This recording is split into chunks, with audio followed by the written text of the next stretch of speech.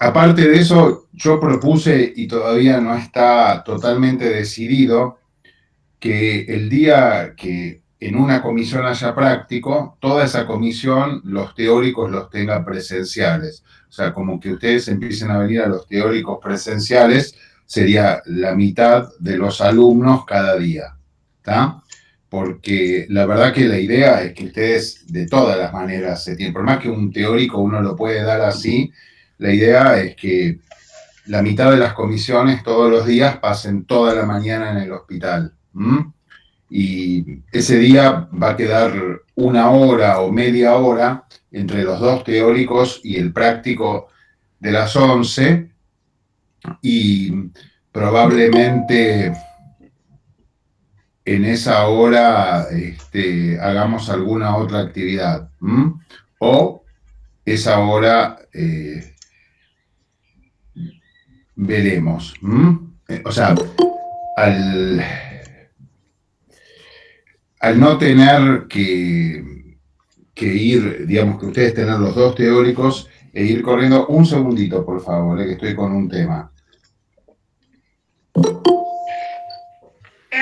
¿Qué tal, Denise? Estoy dando una clase, ¿qué pasa? Bueno, sorry, pero te tengo que consultar. Sí. Te muestro, ¿viste Sí. la ventana de tu consultorio? Sí. Ahora te la muestro, espera, para Dale. que la veas. ¿Ves el agujero atrás? ¿Lo llegas a ver? Sí. Bueno, eso tienen que abrirlo, dejarlo así por ahora destapado, porque ese cable que ves colgando es por donde van a tirar el cable. Está bien, sí. Del techo. Entonces lo que haría es poner un cable canal, sí, para tapar, digamos, el cable, y lo pondrían donde está actualmente el otro. Perfecto, sí. Está bien. Ok. Después vemos cómo arreglamos todos los temas estéticos. ¿Está? Gracias. Chao. Bueno. No, estoy cambiando de sistema de internet en el consultorio. Voy a poner fibra óptica, entonces la secretaria me pregunta. Bueno, más o menos entendieron lo que se vieron. O sea, mi idea es que a partir, cuando termine este parcial, por lo menos 2 veces por semana pasen toda la mañana en el hospital. A ver si de esa forma se van contagiando de cosas que son imposibles de transmitir por computadora. Bueno, vamos a empezar.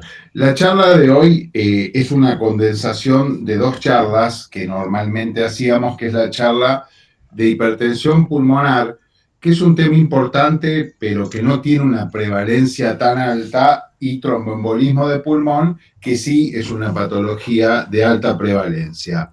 Yo dejé en el sitio de la facultad la clase anterior que daba el doctor Hunter de tromboembolismo de pulmón, y además colgué hoy a la mañana una clase integrada de hipertensión pulmonar, ITEP, que hice yo. ¿Está bien?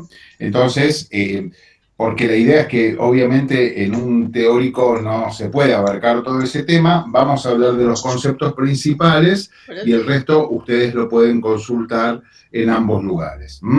Para eso, entonces, vamos a empezar compartiendo la pantalla.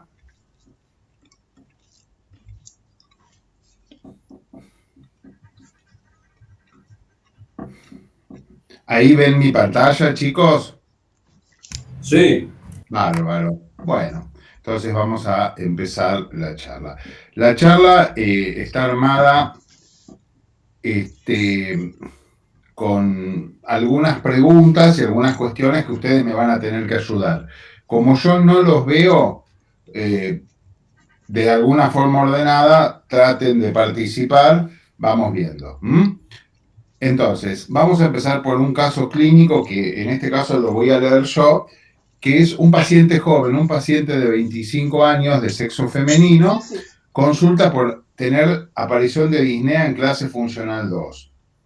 Su antecedente patológico más importante es ser portadora de lupus eritematoso sistémico desde hace 6 años, y en el examen físico lo más notorio es la aparición de edemas en miembros inferiores e ingurgitación yugular, 2/3 sin colapso inspiratorio. ¿Sí? Entonces, paciente joven, lúpica, disnea, edemas en miembros inferiores e ingurgitación yugular 2/3 sin colapso inspiratorio. ¿Qué posibilidades diagnósticas para ustedes puede tener este paciente?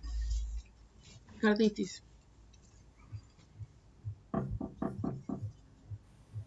Derrame podría ser. Derrame, ¿vos qué decís? ¿Derrame pleural? Sí. Bien, y que por eso tenga disnea, es una opción. ¿Qué más? Derrame pleural, perdóname. Yo no los veo, digan nada más el nombre del que está hablando. Derrame pleural, ¿de qué causa? Y por el lúpulo, socio. Muy bien. ¿Qué más? ¿El edema es simétrico o es sale en un miembro inferior? Es muy buena pregunta. Recuerden decir su nombre. Es simétrico. Ok. Bueno, primero descartaría una TDP, que hice un TEP. Podría hacer unas maniobras para TDP primero. Bien, es simétrico, o sea, tiene en los dos miembros inferiores.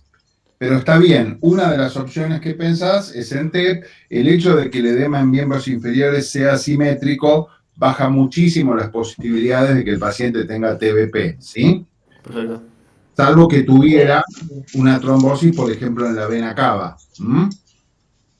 Considerando que es una paciente lúpica, podría tener los edemas por algún tipo de falla renal. Muy bien. Uno de los órganos blancos prevalentes del lupus es el riñón. Hay formas de nefropatía lúpica que cursan con síndrome nefrótico, podría ser una posibilidad. En ese caso, ¿qué te sobra de la descripción que yo di? La disnea. ¿En qué sentido que me sobra? Claro, eso te podría explicar los edemas en miembros inferiores, pero no te podría explicar por qué el paciente tiene ingurgitación yugular que no colapsa con la inspiración.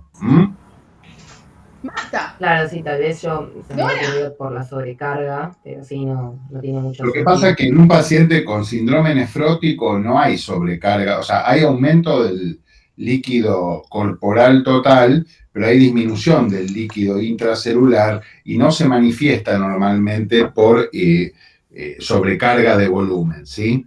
Si el paciente tuviera otro tipo de nefropatía lúpica con insuficiencia renal severa, un paciente con insuficiencia renal severa sí puede tener edema en miembros inferiores y ingurgitación yugular por sobrecarga de volumen. ¿Qué más? Insuficiencia cardíaca derecha. Muy bien.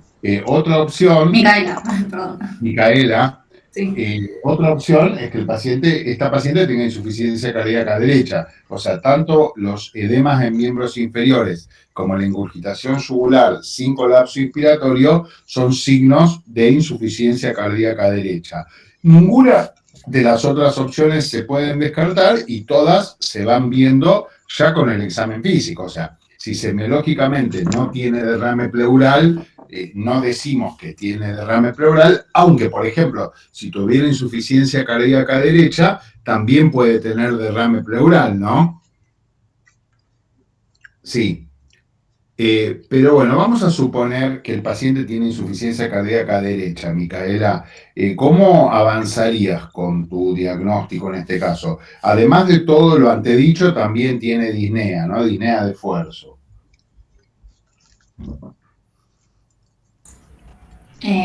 ¿Podría ser un electrocardiograma?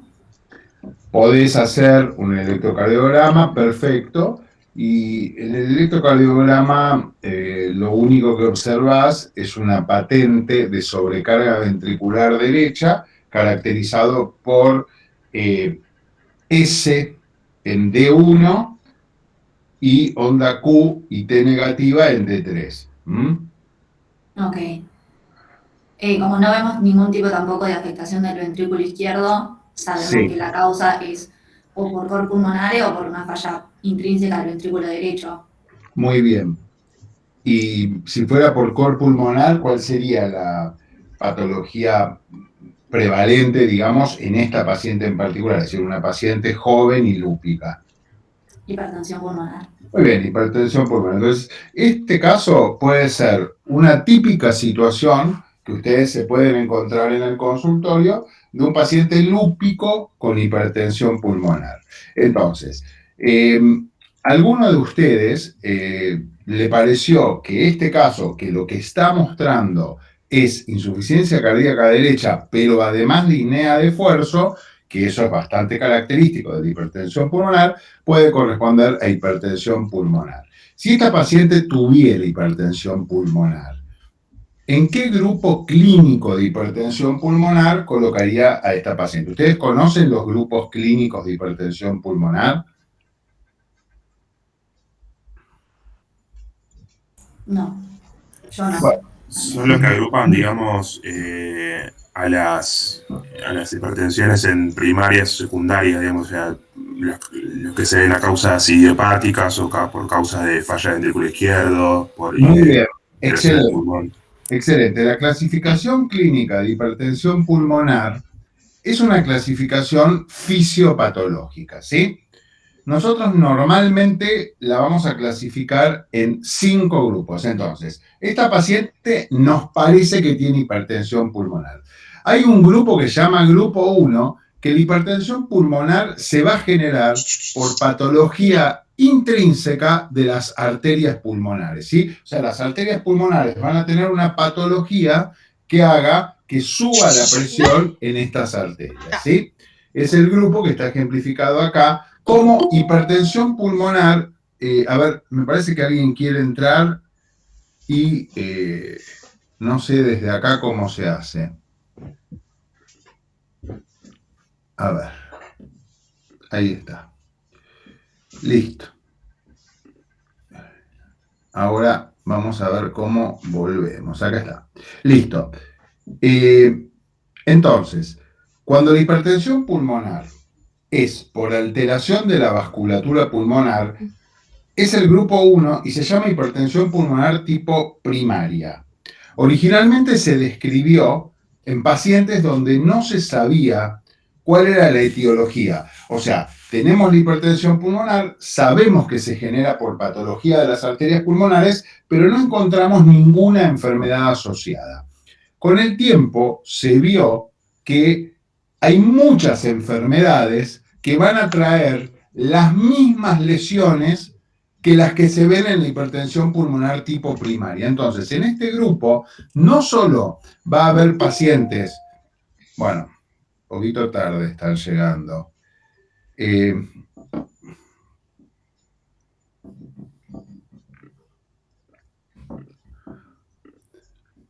Listo. No solo van a haber pacientes donde no van a saber la etiología, sino que hay ciertas enfermedades, por ejemplo, como muchas de las enfermedades autoinmunes, que van a traer una lesión en los vasos pulmonares indistinguible y entonces se agrupan en este grupo. Es decir, que aunque se llame hipertensión pulmonar primaria, no van a ser solamente pacientes con una forma idiopática de hipertensión pulmonar, sino que algunas de las enfermedades que ahora vamos a ver pueden traerlo. El grupo 2 es el más fácil, porque es cuando el paciente tiene hipertensión en la arteria pulmonar, que es donde yo estoy marcando ahora con la flecha, pero es por falla izquierda. O sea, cualquier causa de falla izquierda se va a agrupar en este grupo 2. El grupo 3 es cuando hay hipertensión pulmonar por la vasoconstricción refleja que hay asociada a la hipoxemia. O sea que cualquier enfermedad que cause hipoxemia va a estar en este grupo. El grupo 4 son los pacientes que van a tener hipertensión pulmonar por obstrucción del flujo de un porcentaje alto del lecho vascular pulmonar por embolismo de pulmón, ¿sí? Y hay un grupo más que se llama grupo 5, que ¿saben cuál es la fisiopatología? Incierta o multifactorial. Claro, o sea, todo lo que no se puede agrupar en estos 4 grupos fisiopatológicos se agrupa en el grupo 5. O sea que En el grupo 5, como ven, se llama hipertensión pulmonar multifactorial y con mecanismos no claros. Y hay patologías que no tienen nada que ver unas con las otras. Enfermedades hematológicas o enfermedades de depósito. O sea, que es un grupo donde el paciente tiene hipertensión pulmonar, tiene una enfermedad que la justifique, pero la fisiopatología no es ni lo que se llama tipo 1, que como ya vieron es una alteración primaria de las arterias pulmonares, que puede ser idiopática o asociado a ciertas enfermedades, ¿sí? O no es por falla izquierda, o no es por enfermedad pulmonar o hipoxia, o no es por tromboembolismo de pulmón. Entonces, si ustedes simplemente razonan, entienden perfectamente por qué dividimos a la hipertensión pulmonar en 5 grupos. El tema es que cada grupo va a tener un tratamiento específico de la hipertensión pulmonar, porque realmente no es lo mismo bajar la presión pulmonar si el paciente tiene hipoxemia o si el paciente tiene falla izquierda, que si tiene una alteración estructural de las arterias pulmonares. ¿Entienden? ¿Hasta acá entienden un poquito lo que les estoy explicando? Sí.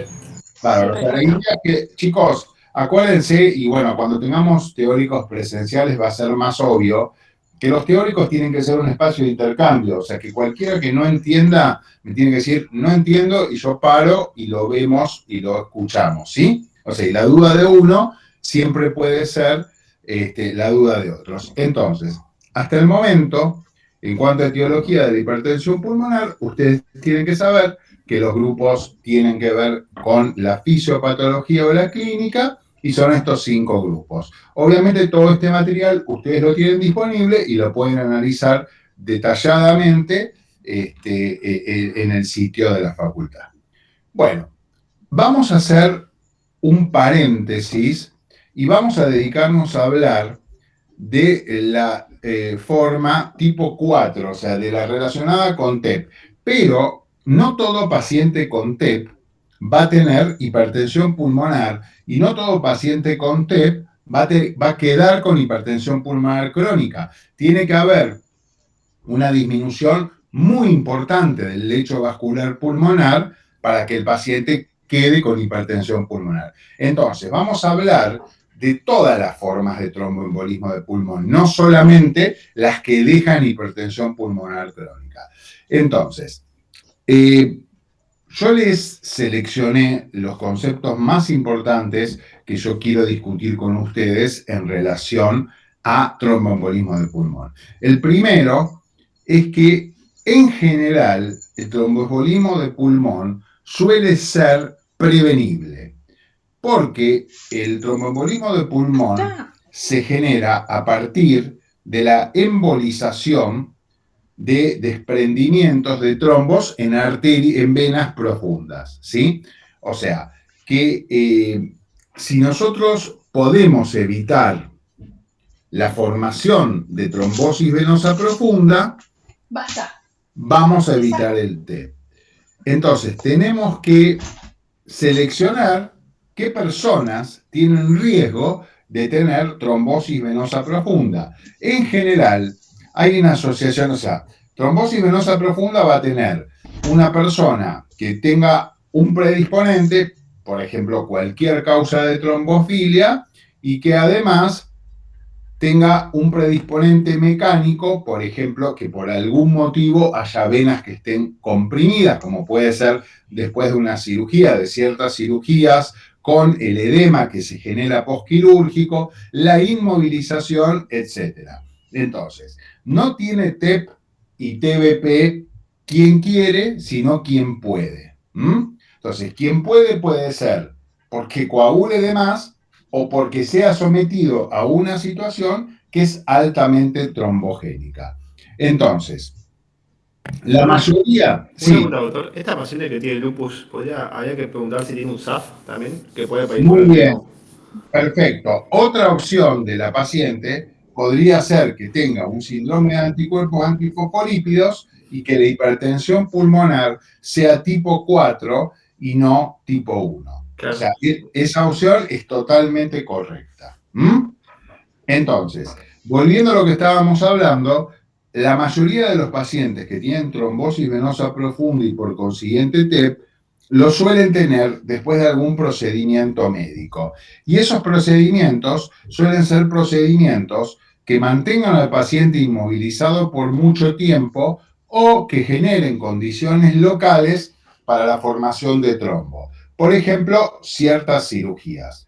Las cirugías que más riesgo trombogénico tienen son la mayoría de las cirugías ginecológicas porque todo el aparato ginecológico, todo el aparato genital interno se encuentra muy cercano al trayecto de grandes venas, ¿sí? De las venas ilíacas y de la vena cava inferior, y toda manipulación en ese área, por ejemplo, la cirugía, hacer adenectomías con el consiguiente retardo en la circulación linfática, pueden generar trombosis venosa. También las cirugías traumatológicas. Las dos cirugías traumatológicas por excelencia que son altamente trombogénicas son las cirugías de cadera, tanto por la inmovilización del paciente como por el edema que se genera postquirúrgico, que hace que se comprima la vena femoral profunda, y las cirugías de rodilla. Entonces, dentro de las cirugías abdominales, las más trombogénicas son las ginecológicas, y dentro de las cirugías traumatológicas, las más trombogénicas son las cirugías de cadera y de rodilla, en especial los reemplazos. Ustedes saben que nosotros podemos reemplazar los componentes de ambas articulaciones. En esas cirugías es donde más riesgo trombótico hay. Entonces, lo que se hace para evitarlo es tratar de que los pacientes en general, por estas condiciones o por cualquier condición clínica que estén internados, puedan deambular lo más precozmente, utilizar métodos de profilaxis mecánica, que son, por ejemplo, los que yo estoy marcando con la flecha. Pueden ser o simplemente medias especiales, medias muy altas, que sean bien compresivas, o estos sistemas que ustedes ven acá, que son sistemas que se ponen en miembro inferior, que pueden ser solo infrapatelares o suprainfrapatelar, y lo que hacen a través de este aparatito, que es un motor, es ir inflándose y desinflándose secuencialmente para que se mantenga el flujo venoso. Además, se dice que esto activa el sistema fibrinolítico y de esa manera evitar la formación de trombos. Y por supuesto, en todos los casos que uno considera que hay aumento del riesgo de trombosis, los pacientes van a recibir heparina o los nuevos anticoagulantes, los inhibidores directos de la trombina, etcétera, en dosis que no suelen ser las dosis de anticoagulación, sino que son dosis menores y que está probado que disminuyen significativamente el riesgo de trombosis. Entonces, la mejor forma de tratar un TEP es evitar que ocurra. Y la mejor forma de evitar que ocurra es evitar que se forme la trombosis venosa profunda. Entonces, todo el capítulo de la tromboprofilaxis es un capítulo que los médicos tenemos que tomar muy en cuenta. Por supuesto, da mucho más crédito operar a un paciente para sacarle un coágulo de la arteria pulmonar que simplemente ponerle estas medias y decirle que camine. Pero la verdad que es más efectivo esto que lo otro, ¿está? Entonces, doctor, sí. Perdón, una consulta. ¿Esos aparatos ese aparato de la izquierda que nombró antes, Sí. está accesible en la Argentina? 100% el hospital quirinario. Son baratos, no son aparatos caros, ¿sí?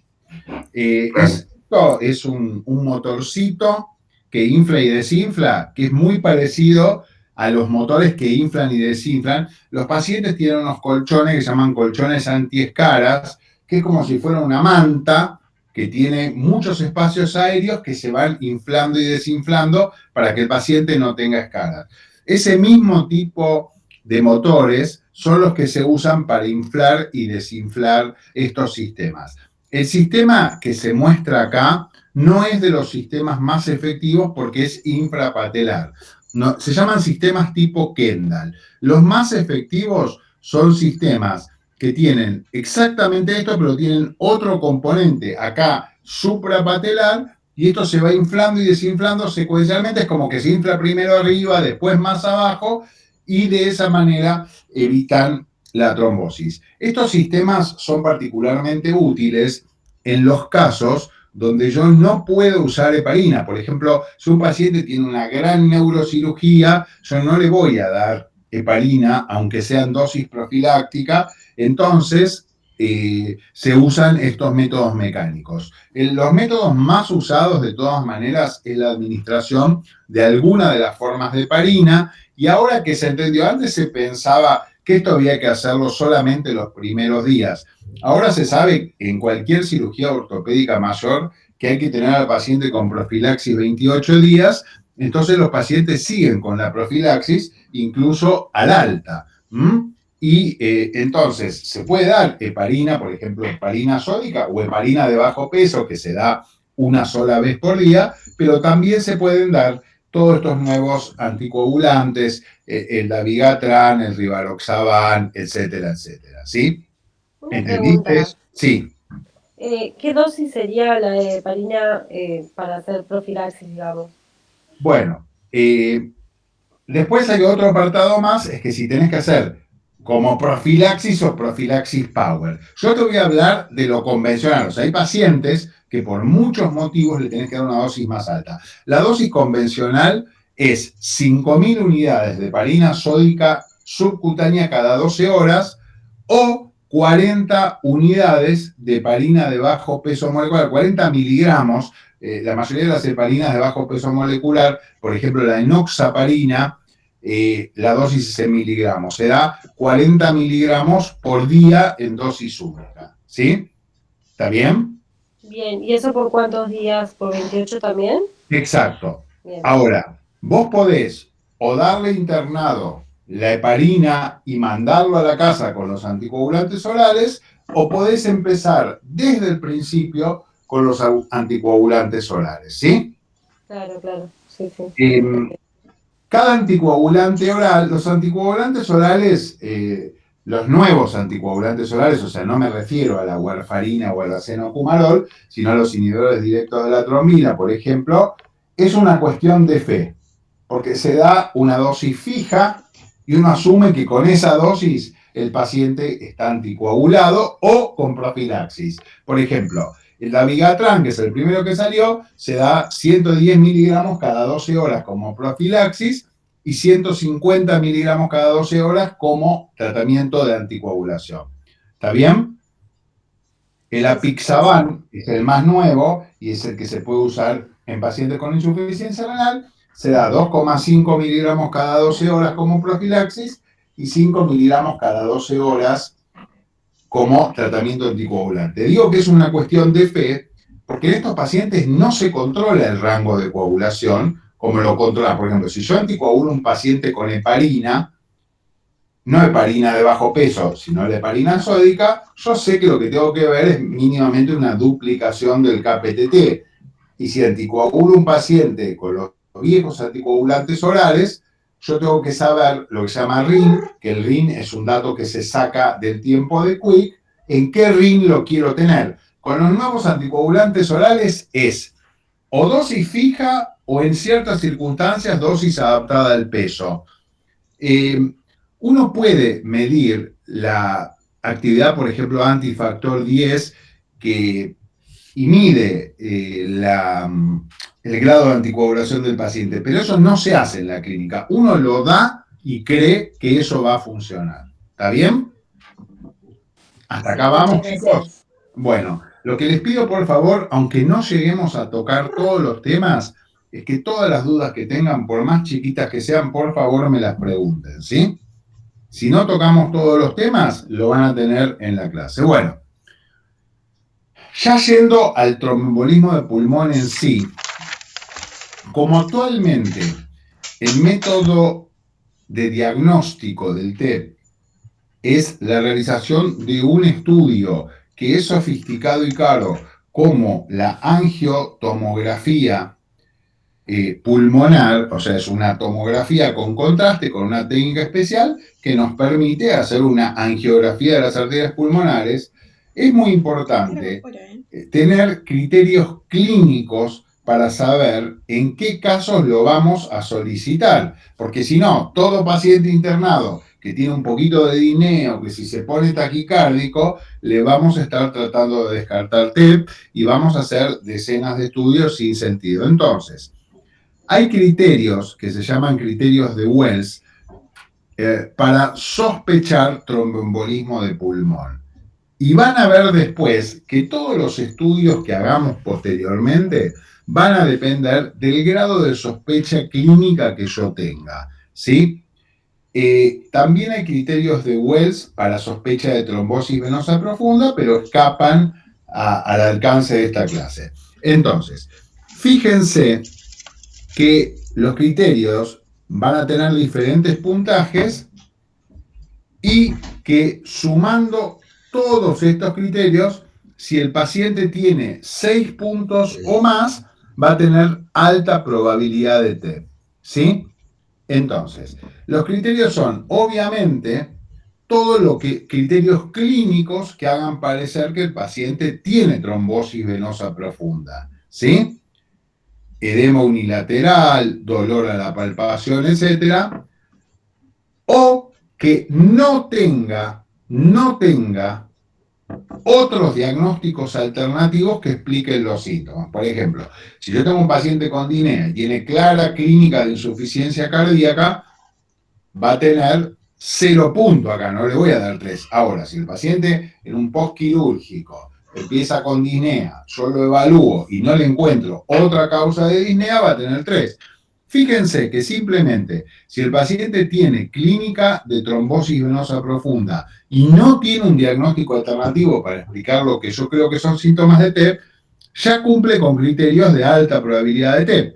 Después hay criterios que son menos sensibles y específicos y por lo tanto tienen menos valor en el puntaje, que es taquicardia, que el paciente haya estado inmovilizado por una cirugía, que tenga antecedentes de TBP y TEP, que además de los síntomas que yo creo que son de TEP, tenga hemólisis y que el paciente tenga una enfermedad oncológica activa, esto por el riesgo de trombofilia.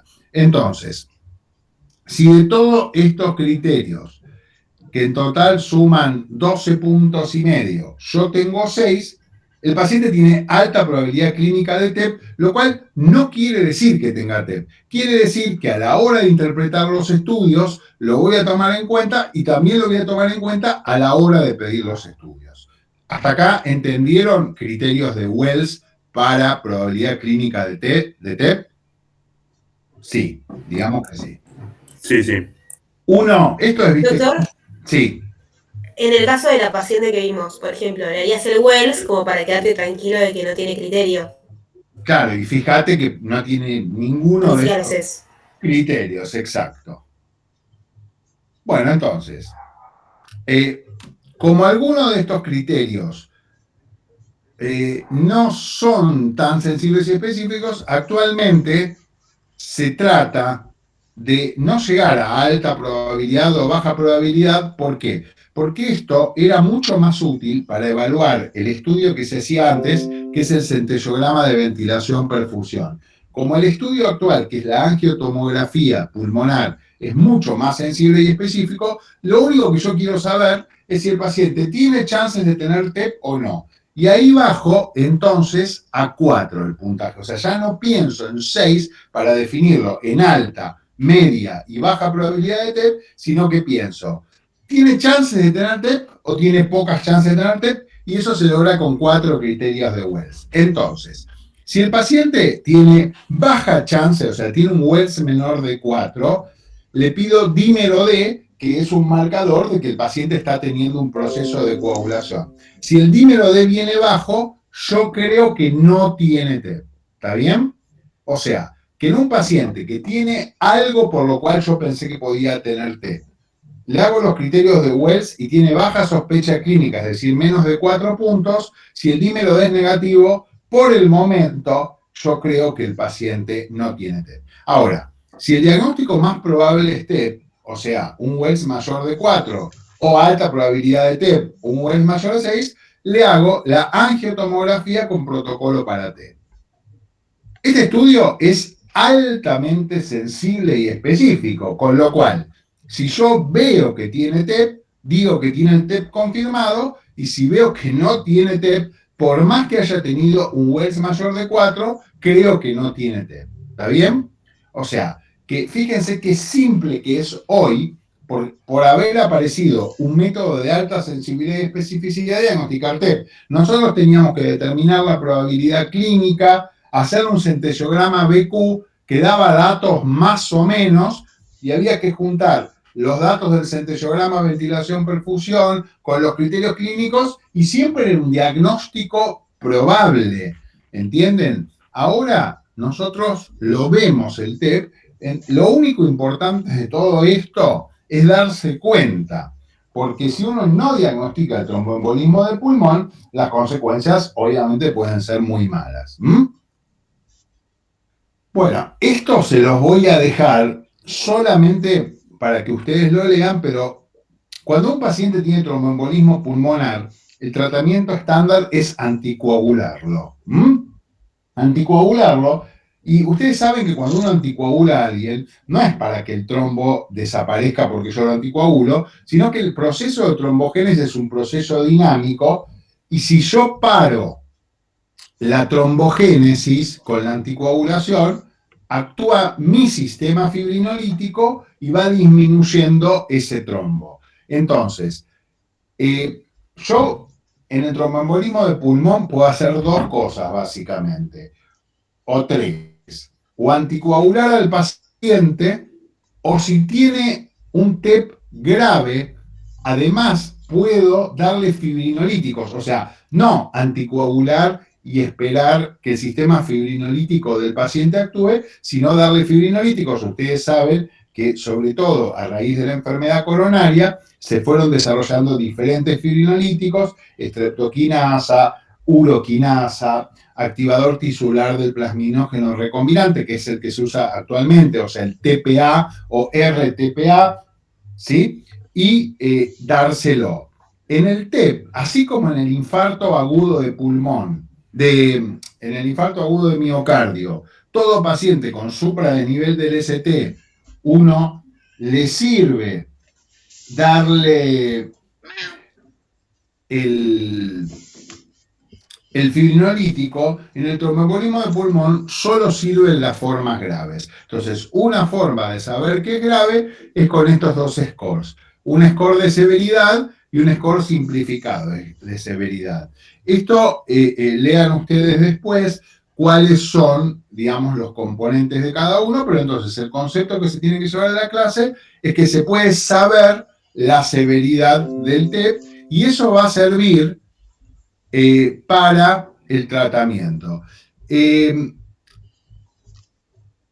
TEP se maneja de la siguiente manera, ¿sí?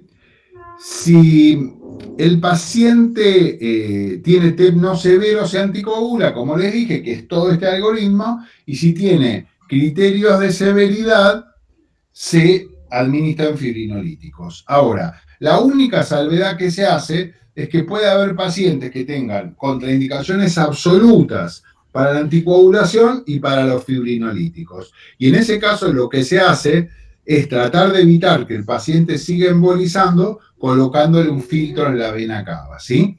O sea, no es un gran tratamiento, pero hay pacientes que tienen contraindicación absoluta de anticoagulación o de fibrinolíticos, y en esos casos lo único que se puede hacer es poner un filtro en la vena cava. No en nuestro país, porque prácticamente no se hace, pero además de los fibrinolíticos, si el paciente no tiene buena respuesta y tiene formas severas de TEP, se puede hacer la embolectomía. La embolectomía es sacar los coágulos que hay en la arteria pulmonar, y eso se puede hacer por cateterismo, que sí, en Argentina es una práctica que se hace frecuentemente, o hay casos que el paciente tiene trombos gigantes que cabalgan las dos arterias pulmonares, y la única opción es operar al paciente y hacer lo que se llama una endarterectomía pulmonar. ¿Sí? Así Una que, pregunta. sí.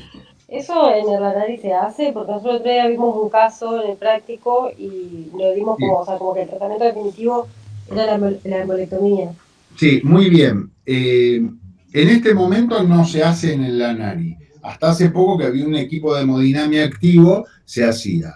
Lo que se puede hacer en el ANARI hoy es diagnosticar la trombosis venosa profunda con un Doppler venoso, diagnosticar el tromboembolismo de pulmón con una angiotomografía, dar la anticoagulación y darle fibrinolíticos, ¿sí? Todo eso se puede hacer en la ANARI y las maniobras instrumentales, que es la embolectomía quirúrgica o por catéter, no se hace. La embolectomía quirúrgica prácticamente no se hace en ningún lado. Hasta donde yo sé, la única persona que lo hace en Argentina es el doctor Roberto Favaloro, que adivinen dónde trabaja. ¿Era Favaloro? Demasiado obvia la respuesta, pero sí, trabaja en la Fundación Favaloro. O sea, el doctor Roberto Favaloro es uno de los sobrinos de René Favaloro y él se ha dedicado toda la vida a cirugías que tienen que ver con la arteria pulmonar. Él también hace endarterectomías en los pacientes que tienen hipertensión pulmonar severa por trombos crónicos en las arterias pulmonares. Pero entonces, el concepto que tienen que tener es que en la mayoría de los lugares se puede llegar hasta fibrinolíticos y hay algunos lugares donde se puede hacer embolectomía. Sí. ¿Hay algún tiempo límite de ventana que podemos usar los fibrinolíticos? Como pasaba en el IAM o en Muy buena pregunta. No.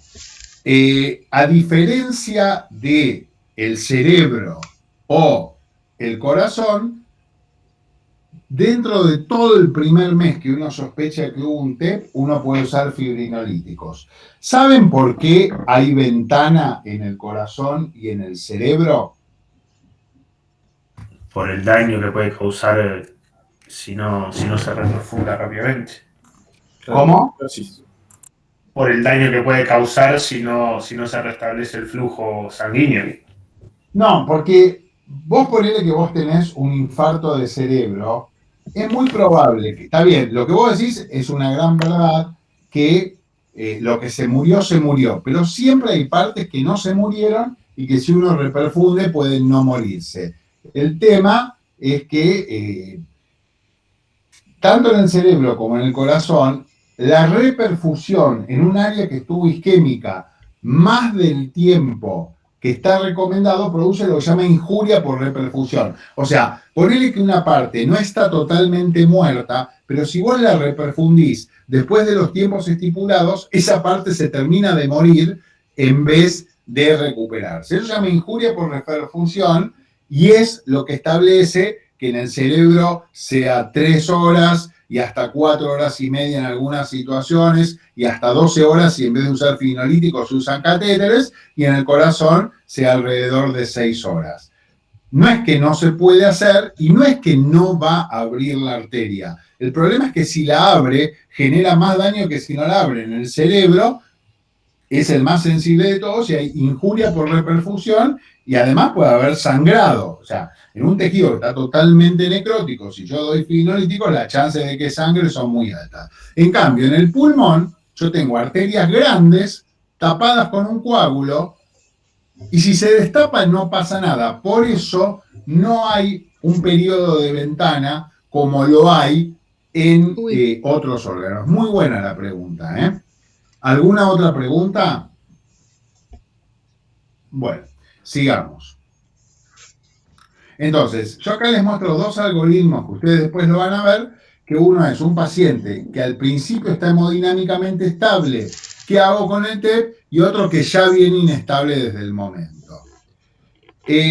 Bueno, entonces de TEP lo que hablamos es básicamente de TBP y su prevención, de cómo hacer el diagnóstico clínico de TEP y cómo corroborarlo con estudios complementarios y cuáles son las opciones terapéuticas. Obviamente hay mucho más, pero eran los conceptos que yo quería que ustedes tengan. Nos queda muy poco tiempo, 10 minutos, así que les voy a decir 3 o 4 conceptos más, ¿sí? Y después vemos si en alguna de las clases de repaso les quedaron dudas o en cualquier situación les quedaron dudas, vemos cómo hacemos para que la clase de hipertensión pulmonar, que es un tema muy interesante, lo podamos desarrollar mejor. Entonces, de hipertensión pulmonar yo quiero que ustedes sepan la definición. Y la hipertensión pulmonar, la definición real, solamente se puede hacer si yo mido la presión en la arteria pulmonar, y yo puedo medir la presión solamente poniendo un catéter en la arteria pulmonar. Todas las demás formas son formas indirectas que pueden ser correctas o no. Pero entonces la definición es que si yo pongo un catéter en la arteria pulmonar y la presión media, acá dice presión media, que ustedes saben que la presión media es la presión diastólica más 1/3 de la diferencial. Si la presión media de la arteria pulmonar supera los 25 milímetros, tiene hipertensión pulmonar. O sea, esta es la única definición definitiva de hipertensión pulmonar. Por supuesto, si yo tengo un paciente con toda la clínica de hipertensión pulmonar, miro todos los estudios, tiene las arterias pulmonares grandes, le hago un ecocardiograma que permite estimar la presión sistólica pulmonar y está alta, puedo decir que el paciente tiene hipertensión pulmonar, pero la única forma correcta de hacerlo es con cateterismo, ¿sí? Entonces, si yo sospecho hipertensión pulmonar, lo primero que tengo que hacer son pruebas complementarias. Primero, para establecer el diagnóstico. Segundo, para determinar la causa de la hipertensión pulmonar, que ya vimos que tenemos que, aunque sea, tratar de que el paciente caiga en una de las 5 categorías clínicas de hipertensión pulmonar y ver el estado del paciente. O sea, no es lo mismo tener 30 de presión pulmonar que 100. Entonces, para lograr un tratamiento adecuado, si yo no hago un diagnóstico adecuado, no hago una determinación de la causa, aunque sea fisiopatológica, y no valoro el grado de presión pulmonar, nunca voy a poder hacer ese tratamiento, ¿sí? Acá tenemos un algoritmo de cómo llego al diagnóstico. Yo tengo hipertensión pulmonar, creo que el paciente tiene, por ejemplo, por la sospecha clínica que daba la paciente que yo les presenté. O sea, una paciente que tiene una patología que puede producir hipertensión pulmonar y se presenta con signos de falla derecha. Le hago un ecocardiograma y puedo encontrar muchos signos de hipertensión pulmonar. Por ejemplo, que el ventrículo derecho esté dilatado o que tenga mala función sistólica, o cuando hay insuficiencia tricuspidia, que el 95% de la gente tiene insuficiencia tricuspidia fisiológica, yo puedo calcular por un cálculo el grado de presión pulmonar. Entonces yo tengo sospecha ya con el eco de que el paciente tiene hipertensión pulmonar. Si el paciente, el ecocardiograma es totalmente normal y la chance de hipertensión pulmonar en el eco es baja, o pienso que tiene otra causa de los síntomas, pero si yo estoy muy convencido que puede tener hipertensión pulmonar, yo lo que puedo hacer es hacerle hacer ejercicio al paciente, porque muchas veces con la actividad física va a subir el grado de presión pulmonar y lo voy a poner de manifiesto en el ecocardiograma, o directamente hacerle un cateterismo. O sea que el cateterismo, hay muchas situaciones donde yo lo hago hasta para establecer el diagnóstico. Ahora, vamos a suponer que la causa de hipertensión pulmonar yo la veo en el ecocardiograma.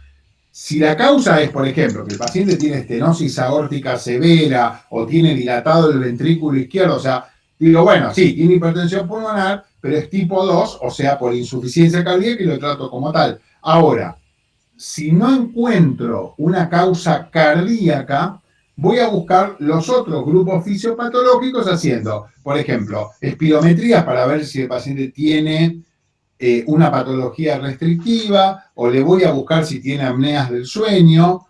Le puedo hacer un centellograma de ventilación, perfusión, para ver si tiene TEP crónico, o le busco una enfermedad autoinmune, HIV, o trato de ver si el paciente tiene cirrosis. Si con todo esto yo me doy cuenta cuál es la causa de hipertensión, lo clasifico en las diferentes causas fisiopatológicas, que por supuesto ya la 2 no va a estar, o sea, la insuficiencia cardíaca, porque la podría haber diagnosticado antes. Ahora, si no le encuentro causa, digo, bueno, es tipo 1 idiopática. Pero igual, siempre se confirma con cateterismo derecho. O sea, que el cateterismo derecho, en un paciente que tiene hipertensión pulmonar de cierta importancia, lo voy a hacer siempre.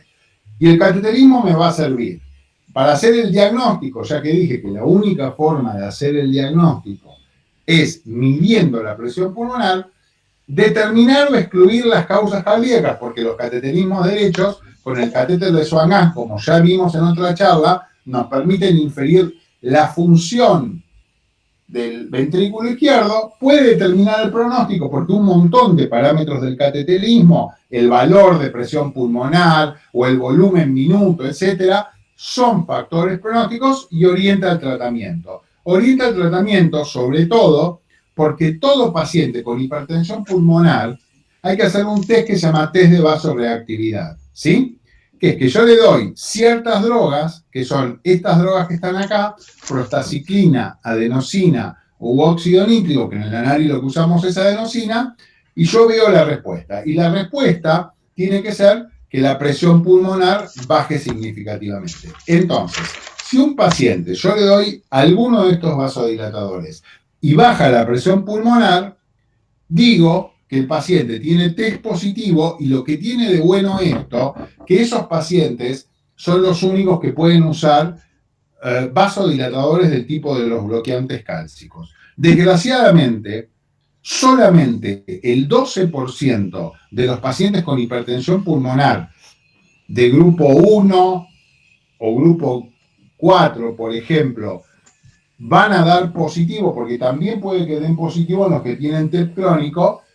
Solo el 12% van a dar positivo, y de ese 12%, solamente la mitad va a tener un efecto sostenido de los bloqueantes cálcicos como parte del tratamiento. Entonces, dentro de todo el espectro de pacientes que yo voy a diagnosticar hipertensión pulmonar y que no va a ser por insuficiencia cardíaca o por una enfermedad respiratoria que se trata diferente, solo un 6% van a poder ser tratados de forma fácil con bloqueantes cálcicos. Todo el resto requieren tratamientos mucho más complejos. ¿Hasta acá entendieron, chicos? Es el test de vasoreactividad y cuál es la utilidad, ¿sí? Sí, bueno, sí. Casi es una lástima porque tenemos miles de cosas. Pero bueno, la pueden leer la clase y después vemos si de alguna forma tenemos algún otro encuentro como para sacar dudas. Entonces, se analizan toda una serie de criterios pronósticos, porque si yo digo que solo el 6% de los pacientes se tratan fácil, tengo que ver cuáles son los pacientes que tengo que tratar con drogas complicadas. Entonces, los criterios pueden ser clínicos. Hay una clasificación funcional que es muy parecida, por ejemplo, a la de la disnea, pero si la leen van a ver que está adaptado a los pacientes con hipertensión pulmonar, o sea que puede ser de 1 a 4, igual que con el ANGOR e igual que con la disnea. O hay indicadores clínicos, que son los pacientes que están en los extremos de la vida, los pacientes que tienen síncope o ANGOR asociado a la hipertensión pulmonar o que tienen falla derecha, ¿sí? Y fíjense que si tomamos en cuenta solamente la clase funcional, un paciente en clase funcional 4 suele vivir medio año, y un paciente en clase funcional 1-2 suele vivir 6 años. Esto, por supuesto, si uno no hace ningún tratamiento. Pero fíjense que la hipertensión pulmonar es una enfermedad grave. O sea, en el mejor de los casos, sin tratamiento, la sobrevida es 6 años. Yo ya les expliqué que el cateterismo también sirve para pronóstico. Todos estos parámetros son parámetros que se miden en el cateterismo y hablan también del pronóstico. ¿Está bien? Y vamos a terminar la charla de forma hiperacelerada con un algoritmo. Entonces, yo establezco que el paciente tiene hipertensión pulmonar, ¿sí? Si tiene clase funcional 1, o sea, que tiene disnea con esfuerzos mucho mayores a los habituales, etcétera, no se hace nada, no hay ninguna medida que mejore esta situación. Ahora, si el paciente tiene clase funcional 2, 3 o 4, hay una terapia que es la terapia convencional. Ninguna de estas medidas es una indicación de clase 1, pero a muchos pacientes se los anticoagula porque la hipertensión pulmonar per se, aunque sea primaria, es trombogénica y puede haber trombos secundarios que vayan empeorando la presión pulmonar. O se le pueden dar diuréticos si el paciente ya tiene falla de bomba, o se le da oxígeno. Eso se le hace a todos los pacientes que están en clase funcional 2, 3 o 4. Y después se hace el cateterismo y se ve. Si tienen respuesta positiva a los vasodilatadores, que ya dijimos cuáles son, los trato con bloqueantes cálcicos, que ya quedamos que solamente el 12% de los pacientes van a responder. De ese 12%, solamente un 6%, que son estos, son los que responden en forma sostenida, y en esos les sigo dando bloqueantes cálcicos. Esos pacientes tienen un pronóstico excelente, pero son solamente el 6% de los pacientes. Todos los demás caen acá, y yo los voy a tratar de acuerdo a la clase funcional. Los grupos de drogas que yo tengo actualmente para tratarlos son básicamente antagonistas de las endotelinas, que es el ambrisentan, el bosentan o el macitentan. Los dos primeros están en Argentina. Los vasodilatadores del tipo del sildenafil o el tadalafilo, o el riociguat, que es una droga que no está en Argentina, que son falsos receptores de endotelinas, pero no está en Argentina. Entonces,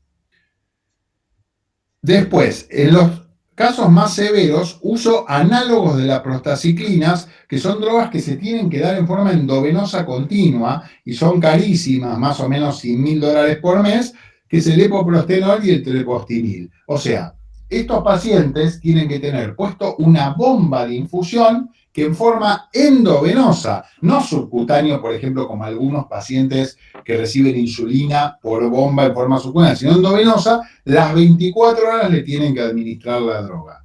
Entonces, estos son todos los grupos de drogas que hay para el tratamiento de la hipertensión pulmonar. Los bloqueantes cálcicos, los antagonistas de las endotelinas, los vasodilatadores y las prostaciclinas sintéticas. De acuerdo a la clase funcional, cuando más grave esté el paciente, uso drogas más complejas. El bosentan o el sildenafil o el tadalafil son drogas, no son baratas, pero son relativamente baratas y se dan por boca, y ya en casos más severos se usan las otras drogas. En los casos extremos, como la mortalidad es tan alta en la clase funcional 4, si después de usar estas drogas no hay mejoría, yo puedo combinar 1, 2 o 3 de estos grupos. O sea, puedo llegar a tener un paciente con epoprostenol, bosentan y sildenafil, por ejemplo. Y si no mejora, hay que pensar en el trasplante pulmonar, porque la sobrevida de un paciente en clase funcional 3 o 4 que no mejora con un tratamiento combinado, como ya vimos, es muy baja, menor a medio año. Entonces, podría llegar a pasar que yo indique trasplante pulmonar como tratamiento de la hipertensión pulmonar, ¿sí? Entonces, eso es todo lo que hay para tratamiento.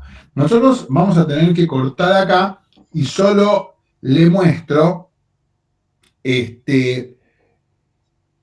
lo que está todo el texto desarrollado. Yo les explico bien todo lo que es tratamiento convencional, general y específico. Hablamos de cada droga una por una, o sea que si leen esto ya van a tener un texto y también de cómo se combina, ¿sí? Bueno, entonces, a ver, ahí estamos. De forma muy resumida y muy rápida, traté de hablarles de tromboembolismo pulmonar e hipertensión pulmonar. Les dejo 2 clases en el site la clase del doctor Hunter de TEP y la clase mía de TEP e hipertensión pulmonar. Si tienen dudas, o las vemos en el repaso o me escriben a mi mail o WhatsApp, le pueden pedir a los de mi grupo mi WhatsApp o mi mail, creo que lo tienen, y yo se los voy a tratar de ir contestando. Ya lo tengo a Grimberg que me está taladrando por WhatsApp y debe estar escuchando la clase, además, que por favor corte, ¿sí? Así que los dejo con él, chicos, y perdón por tener que ir tan rápido. Mil gracias. Gracias, Raúl. Chao, chicos, nos vemos. Chao, gracias, Doc.